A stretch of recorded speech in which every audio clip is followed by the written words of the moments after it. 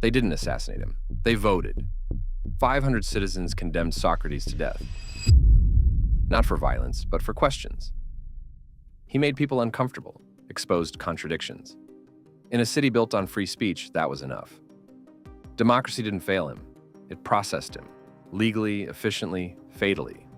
No riot, no rebellion, just a majority vote and a cup of poison. The system didn't break. It worked. Centuries later, we still point to democracy as the pinnacle of human governance. Rule by the people, for the people. But what happens when the people no longer want responsibility, just comfort? When they trade hard truths for easy answers? Collapse doesn't always come with tanks in the streets. Sometimes it looks like applause. If democracy fails today, it won't be from a coup. It'll be a slow leak. Institutions hollow out. Language becomes meaningless. The people still vote, still cheer, still believe they're in control. But the structure rots from within. Plato warned of this. He distrusted democracy because he watched it kill Socrates. In the Republic, he described a cycle, democracy, followed by tyranny. His argument wasn't about kings or elections. It was about human nature. When everyone's opinion is treated as equally valid, truth becomes negotiable. Expertise becomes elitism, and charisma beats competence every time. That's how a democracy begins to eat itself. Let's be clear. Democracy doesn't require intelligent voters. It just requires voters, and that's the loophole. You don't need to control a population. You just need to influence their perception. That's why modern collapse doesn't begin with violence. It begins with noise. Flood the system with information. Polls, tweets, graphs, outrage. Get people to argue about the wrong things. Train them to mistake volume for truth. Soon, no one knows what's real, but everyone's convinced the other side is lying. That confusion? That's not a flaw. It's the method. The philosopher Hannah Arendt saw this firsthand. Fleeing Nazi Germany, she studied how totalitarian regimes rise without resistance. Her conclusion was chilling. People don't need to be oppressed into submission. They just need to be exhausted. Exhausted by contradictions, by meaningless discourse, by a flood of fake debates that wear down their ability to care. When people can no longer distinguish fact from fiction, they stop trying. That's when they become easy to govern. Now, zoom out. Think about the last 10 years. How often have you heard the phrase fake news?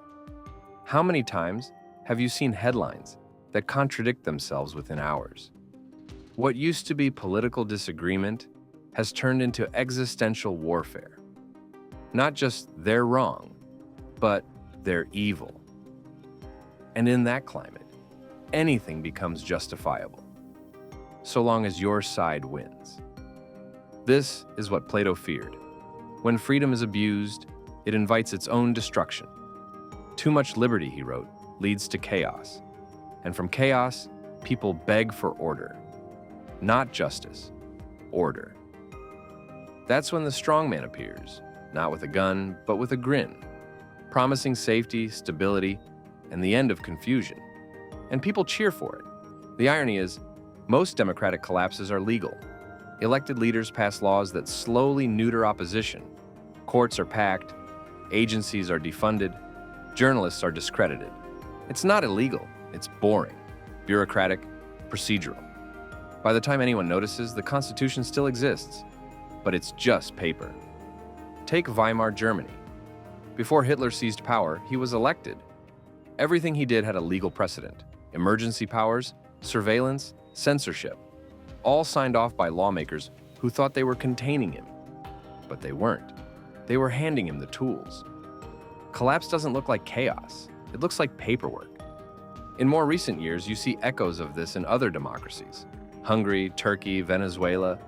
Leaders elected in fair votes slowly reshape the system to secure their rule. Not overnight, gradually. Speech is still allowed until it's not.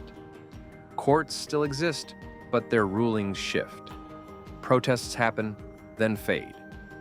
And each time, it feels temporary, until it's permanent. And still, the elections continue, because the illusion is powerful. People think democracy is safe, as long as they can vote.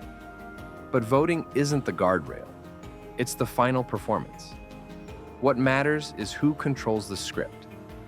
When public trust erodes, when facts no longer matter, people cling to identity instead of reason.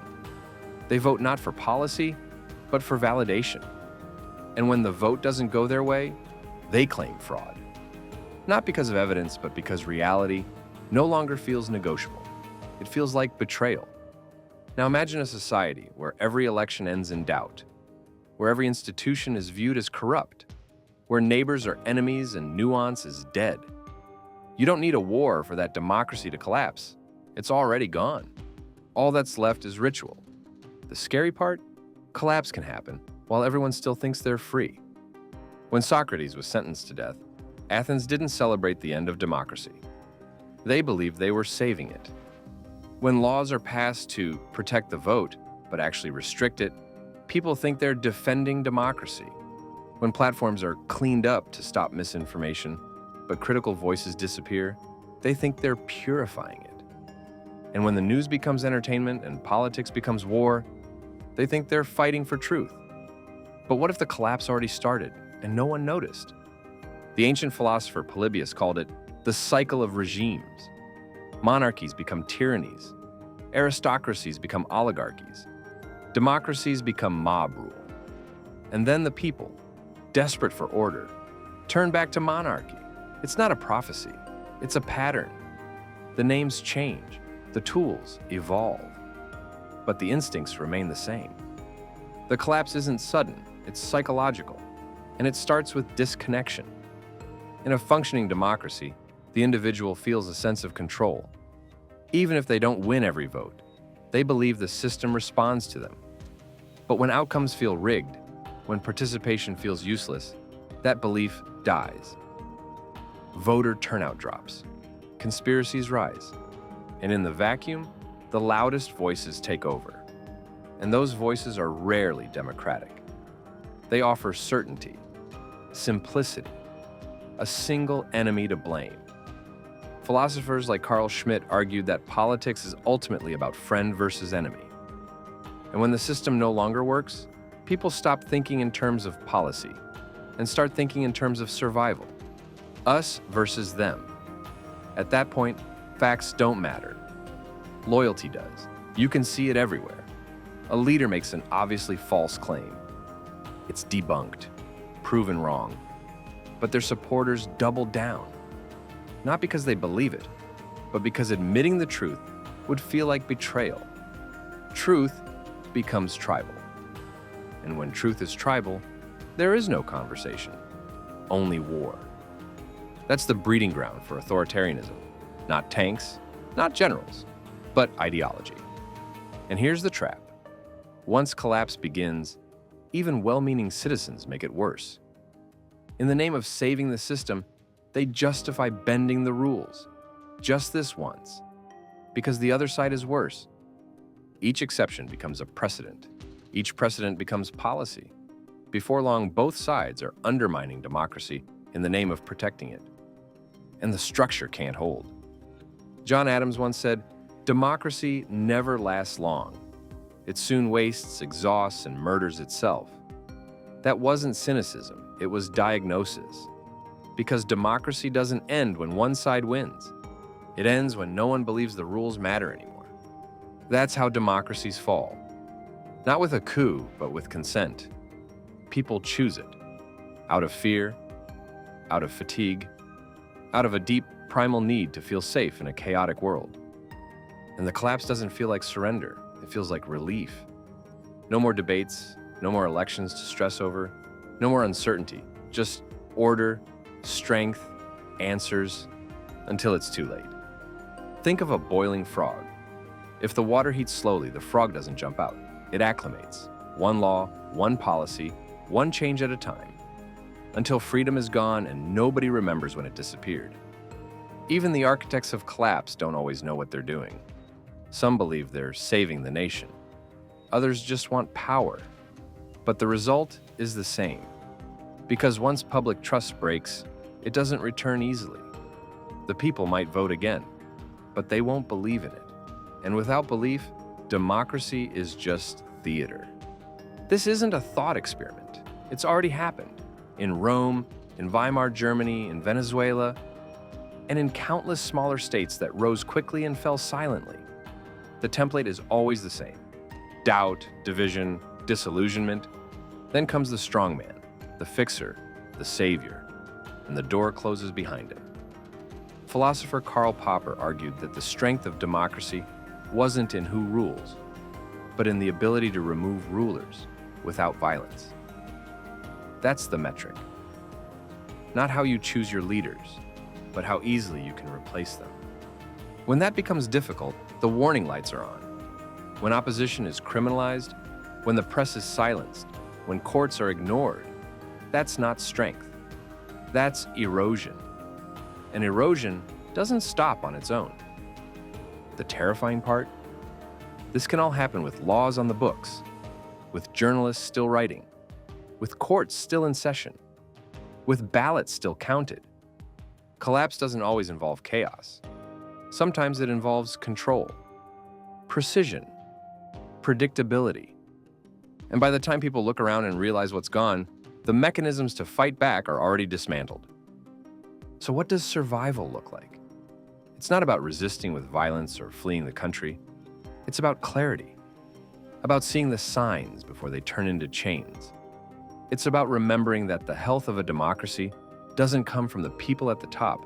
It comes from the people who refuse to be silenced at the bottom. But clarity is hard in a world drowning in noise. Distraction is a weapon. So is cynicism. If people believe everything is corrupt, then nothing is worth defending. If everyone's a liar, why bother listening? That's how collapse sustains itself, through apathy. And apathy spreads fast. You don't need a dictator to kill democracy. You just need a society that stops caring. That's the final phase. Not outrage, not riots, just a collective shrug. Because once people stop believing their voice matters, they'll give it away, gladly. So if you're looking for the moment democracy dies, don't look for violence. Look for silence. Look for people who used to speak, but no longer bother. Who used to vote, but now say it's pointless. Who used to question, but now just scroll. Collapse doesn't come when a dictator rises. It comes when the people kneel, without ever being asked to. And when they finally realize what happened, there's no need for a firing squad, no need for a purge. Because by then, the guns were never necessary. The people gave it away, willingly, quietly, and they called it peace.